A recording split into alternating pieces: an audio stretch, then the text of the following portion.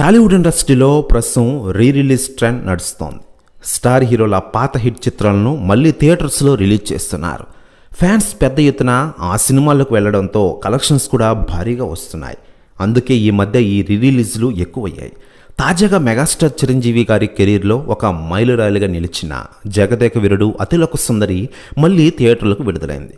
ఈ సినిమా 35వ వార్షికోత్సవాన్ని పురస్కరించుకుని మే 9వ తేదీన 2D, 3D ఫార్మాట్లలో రిలీజ్ చేశారు. దీనికోసం వైజయంతి నిర్మాణ సంస్థ దాదాపు 8 కోట్ల వరకు ఖర్చు చేశారు. ఇదంతా అభిమానుల కోసమే చేసినట్లుగా ప్రకటించారు. వారి అంచనాలకు తగ్గట్టే చిరంజీవి గారి ఫ్యాన్స్ పెద్ద ఎత్తున ఈ సినిమాను వీక్షించారు. దీంతో ఒక్క రోజులోనే దాదాపు 1.75 కోట్ల వసూళ్లు రాబట్టినట్లు మేకర్స్ వెల్లడించారు. వీకెండ్లో కలెక్షన్స్ భారీగా పెరిగే అవకాశం ఉంది. తమ అభిమాన హీరో సినిమా రిలీజ్కి ఈ స్థాయి కలెక్షన్స్ రావడం పట్ల మెగా ఫ్యాన్స్ ఆనందం వ్యక్తం చేస్తున్న విషయం మనకందరికీ తెలిసిందే. ఇక జగదేక వీరుడు అతిలోక సుందరి సినిమా విషయానికి వస్తే కె రాఘవేంద్రరావు దర్శకత్వం వహించిన ఈ ఐకానిక్ సోషల్ ఫ్యాన్సీ చిత్రం 1990 మే 9న రిలీజ్ అయి సంచలనం సృష్టించింది. ఇందులో మెగాస్టార్ చిరంజీవి గారు టూరిస్ట్ గైడ్గా లెజెండరీ శ్రీదేవి ఇంద్రజ పాత్రను పోషించిన విషయం మనకందరికీ తెలిసిందే.